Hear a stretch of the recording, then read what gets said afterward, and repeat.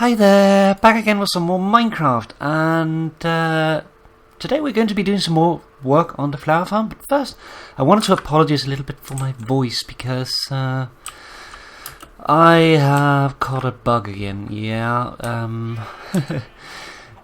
the whole going to work when you're sick and then infecting everyone else. Yeah, that happened to me yesterday. I was talking to someone, and then he told me when I said that he sounded a little weird that he was very sick, and yeah, by that moment I knew that again, I have to be sick again. Oh well. But anyways, the work today, we're going to be working on the flower farm, and we are going to be working on the orchid patch, but I wanted to talk a little bit about this part of the farm first, because next Monday, there's been talk about possibly updating the server to 1.9. There is a couple of people that are against it. I'm personally very much for it, but well, that's nothing new. But I did have an idea for those mycelium patches, for a little bit of an addition to that, which requires a 1.9 in order to work. So if that comes on Monday, then we will be able to take care of that. If not, then we'll just do it later when it happens. We do have Mr. Pyro here in the server, who has expressed that he would very much like to wait with updating, because he's just made a charged creeper farm.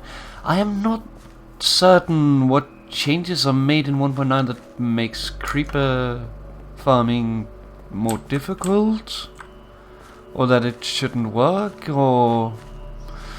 And in my personal opinion, delaying at this point, well, it doesn't make much sense, because we're just going to be delaying the next time as well. So the next time the question comes up. But yeah, that's something we will see next week. So next week might be a week of new things, also because there's a few other things going on. But this is the beginning of the farm. I have been doing some work on it. Did the startway here. We have the piston up there that releases the water. But I did discover a little bit of a problem with it, namely that if we go down here, the wiring from the other farm, you may be able to see it already, but I've taken out this wire, and that's because this wire here is not sufficient. It only lasts to about here, unfortunately, for the render distance. So once you cross this point, this signal no longer updates, which means that if you go here during the night time, this is powered and it remains powered forever, and that doesn't really work. So rather than doing just a passing of the signals, I have instead decided that I was going to take the signals, the one signal here from when the water is released, which is then being passed in here and into the back of the system here. I had it going up here directly to the piston, but instead it's now going over here because we need to have what is it called? We need to make a circuit for it. So what we're going to be doing here is we're going to be working on that to begin with. And the first thing we need is to put those in, just so that we can take those out, because we need to replace those with droppers. And I have all the things down here, so let's just grab it. We'll also need redstone and repeaters, those, and those. So those there, just so we can place the dropper on the back, like so. So they will drop items. This one here needs to be replaced as well, so let's do that. And that just needs to be a block of some sort. We're going to be using stone bricks, because that's what I use for wiring. I have talked about it before, but I use stone brick because it doesn't occur naturally like cobblestone does. so that in case I ever hit my wiring while I'm digging around, I don't accidentally break it. So it lessens the amount of bug fixing I will have to do later. Oops. Well, we'll just do... yeah, come on. Yep. And let's just head up again.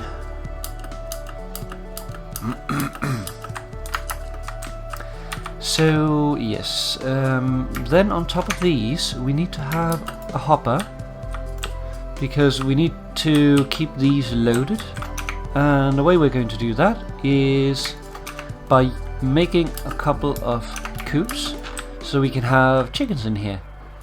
The chickens will then lay eggs, and that will fill the hopper and by extension the dropper. And because of that, we will have something that we don't need to maintain. Now, if we can only do this without falling off all the time, that would be nice. But yeah, it's not always easy to get around. So let's put these in, break this, and let's fill these in.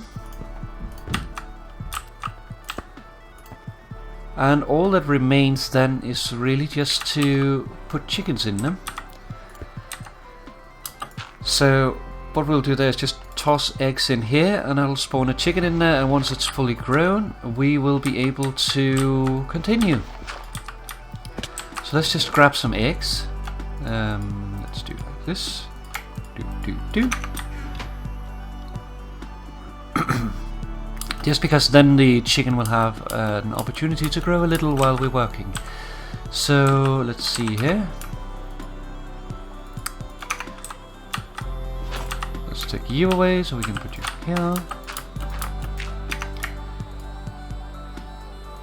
Put that back on the bar. There we go. And then we just need to get to the other one. Let's grab these stack of dirt so I don't have to go down again. That's what she said. Come on. There we go. So the chickens are in place, and because we're using glass, the chickens will not be able to suffocate, so that'll keep them safe. Don't want them to die. There are little assistants. I can't speak today. So they're here to help us, not be a tool for us. So you're going to be our pilots. So once you start to produce eggs, these will fill up. That's going to take about 25 minutes. And then we'll get one egg every 5 minutes, and the signal should come at the most once every 20 minutes, so that's more than enough. And the next we need now is to put in some pressure plates. Need to be a pressure plate on this one here, and this one here. This one here is the 1.5 minute timer, and how we're doing that is we're adding the spider web, which will slow down the egg as it drops to about 1.5 minutes, which is the same time as the other farm is using to time it properly.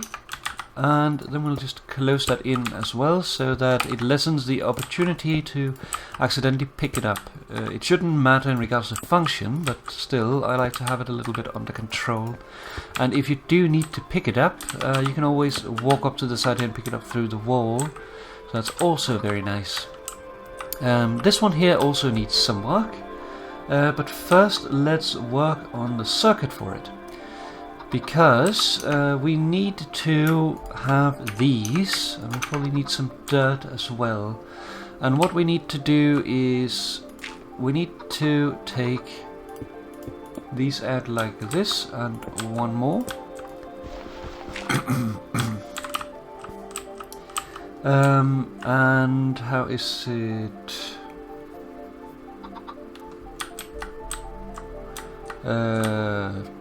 Trying to see it from down here, it's a little weird.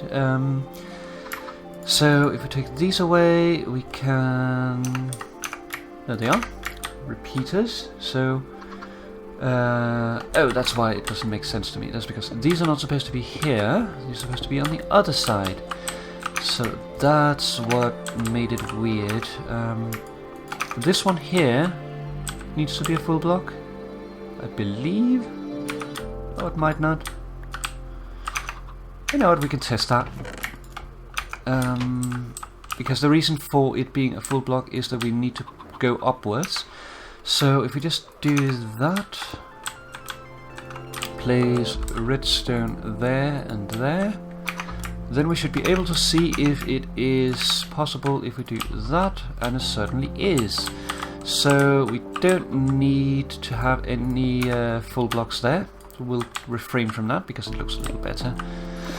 And just do that. And let's hop up to the top again so that we can work on it. Do that. And then we need the blocks and some dirt. And this one here needs to go up one more level. And then we go up one more level. Actually, I think I was going to stay down there. So we do this. And then we use these. Because then we get it exactly like this. And normally you would see redstone powering a hopper like this, stopping the hopper from working, but the reason why I'm doing this is so that I don't have to replace this with stone. Not really sense other than having the full glass on each side, but this is only going to be powered for a single tick anyway, or potentially 2 ticks, but depending on timing. But that means that this is not going to be really stopped in function, so we don't have to worry about that. So let's just grab a little bit of redstone, put in the stuff here, and then what we're doing is we're putting redstone there, a repeater here, here, and here. So once this one is triggered, when the item lands on it, like that, these two will power. So if we put this one here, you can see now, if we put something on the pressure plate, it doesn't go through here, but once it is removed, it will send a signal through. Now this can bug on SMP, I've found, as it is timed right here, so usually I give it another tick, just because then it extends for just a little bit longer. So like that. And this is a falling edge detector. It triggers when that signal disappears and then releases this one. So when this one is powered, water should pour, and when this one is powered, it should reapply bone meal. Just like we did in the other farm. So let's take this and put it in place. I'll just stick some light up here to reduce the lag that it causes. And then we will see, can we do it here? Probably need to get up a little bit. Like that. Just to, again, reduce the chance that we'll accidentally pick something up. And I have gone through here and added wiring, and there's at the moment 13 dispensers in the farm, translating to 13 pads. So that should be more than enough. I do need a little more than usual, because this farm is basically only going to work when I am in the area, which means that when the other farm is running and I come by for the signal to load, this farm will trigger. So it's not going to be as efficient as the other farm, but hopefully it won't be too much of a problem. But we'll have to see how it goes. There's not much I can do about it anyway, but that's just how it is. So let's put in the last redstone, which is coming from here. And that just leads up here, powers this block, which powers the piston behind it. And I do believe we actually need to invert this signal. So what we will do there is we will do this, put this here, and then we'll stick the torch here. So right now there's nothing on the pressure plate, and that causes the piston to extend because it's powered.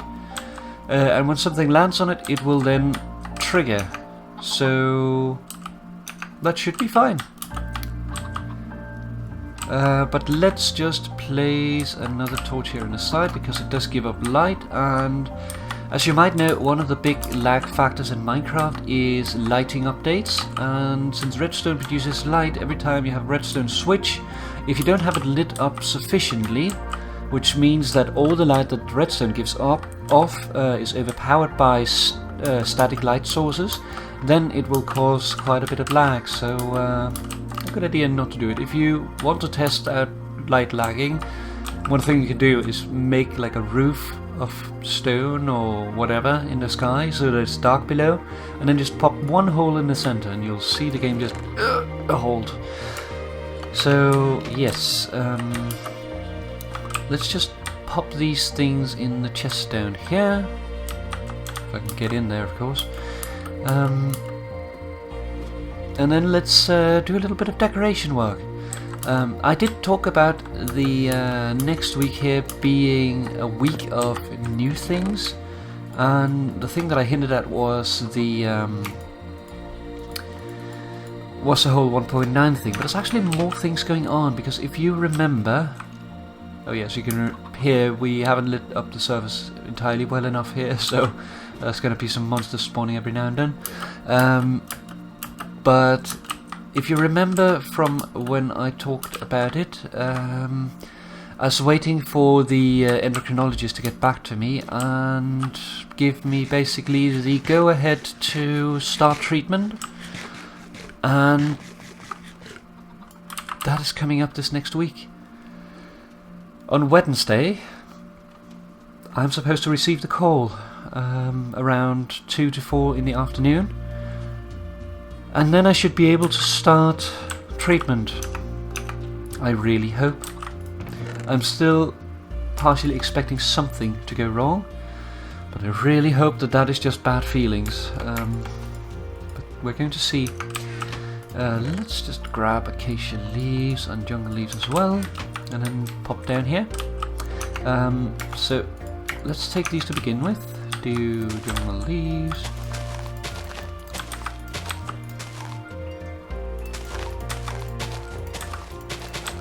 Fill those in.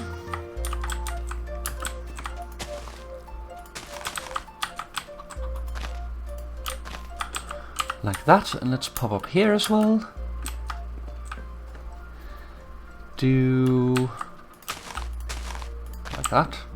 This one here makes sure that this place here is completely lit so that no monsters can spawn up here.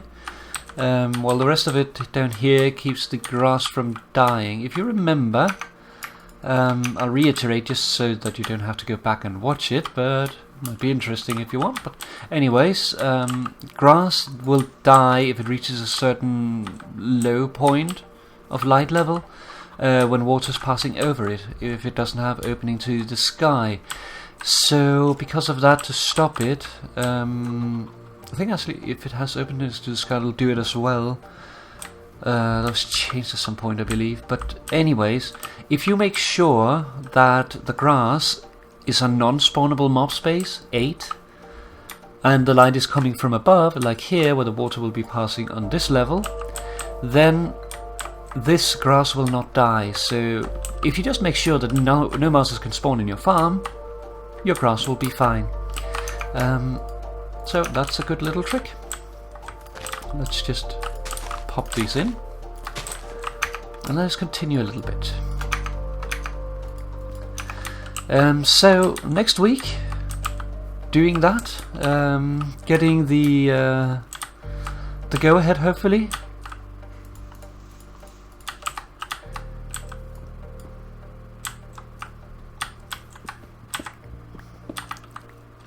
Oops. How to do this? I think what we will do is we will put a torch there, like that. And then here, let's see, 13, 12, 11, 10, and 9. We probably have to go a little further than that. Let me just grab the ladders and put those there so that we can hop up here. So we could take this down. Now I will be digging at this cave a little more because at the moment it's a bit too cramped compared to what I want. I want it to be more open, like the other farm is. Like all of this can pretty much be dug out. So what I'm going to do is dig out this once I have some of the farm built, and then pretty it up like we have the other one. But yeah, for now what we're going to do is just do a little bit of work so that you can see what is going on here. This one here, and do the other one on the other side, and then we'll probably call it off there.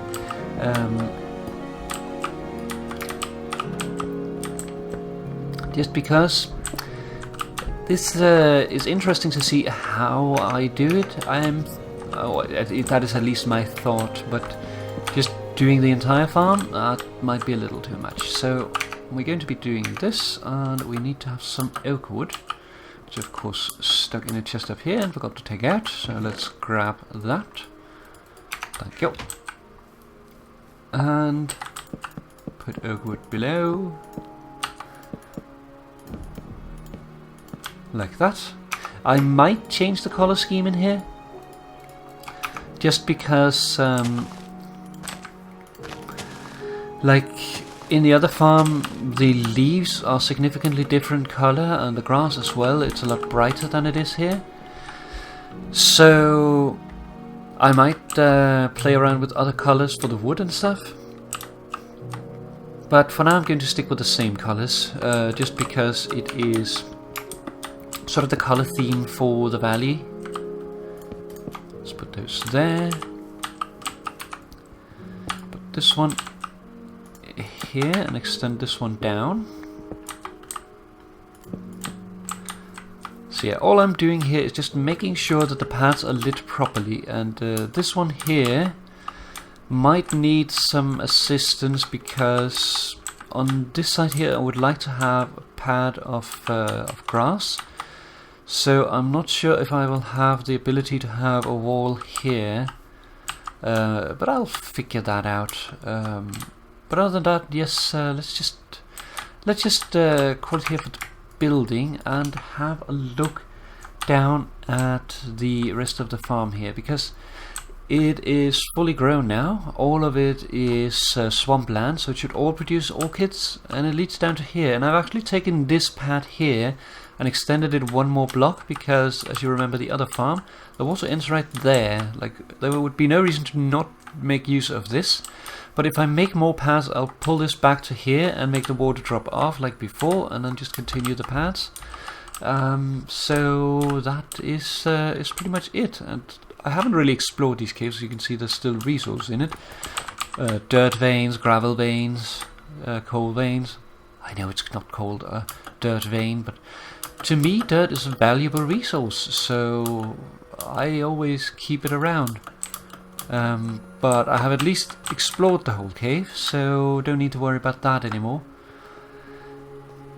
So just to make sure that that everything is lit properly, I have I've gone through and done a little probably overlighting, and the reason for doing that is really to avoid that Enderman will spawn in it and then teleport into the farm. As I talked about in one of the last episodes, if not the last episode, I don't want an Enderman to teleport into the farm because they could potentially damage the spawning pads because it's dirt. So therefore I'm trying to keep all the caves around the area at a minimum.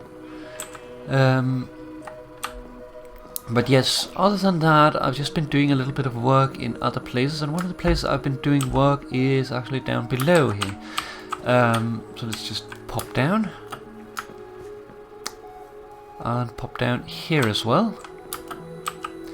Because as you can see here, I have done a little bit of a change to the mushrooms. I figured I wanted them to be a little more detailed, so I added like another level below. Like normally when you see mushrooms, sometimes you have them like flossing out underneath here on the stem. So I have added that on the mushrooms that was big enough for it.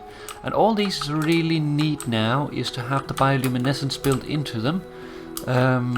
So yes, I will probably be doing that at some point, but I'm thinking that I'm going to need what is it called? Oh, I'm going to want to use what is it called? Sea lanterns in them, because those would probably look best in regards to color composition compared to glowstone or the other things. Or alternatively use the more subtle chorus lighting rods. Those are probably the best idea, honestly. But those require 1.9, so that all depends on whether or not 1.9 comes out soon. But we will see all that when the time comes. For now, we're going to leave it like this for those mushrooms and pop down into the cellar. So let's just hop down here and take the quote-unquote secret exit to the flower patch. The map. As you can see over there, I tried moving the enchantment table over to the place that I talked about in the center of the artifact room, but unfortunately it didn't work. Apparently they have not made the enchantment bench very smart. You know, you have to have a configuration of the bench there and the bookshelves like that. But if you have workbench or bookshelves like this, they will still work. They'll work on the level below or the level above, but they have only made it so that they actually check these spaces around it for a path to it. So when you're blocking it off, that's actually all you need to block. Because I was trying to have a configuration that looked like this, where the roof was in this area. Chicken, you're being distracting. So that there was blocks in this area that I'm walking here, and because of that it wouldn't work at all.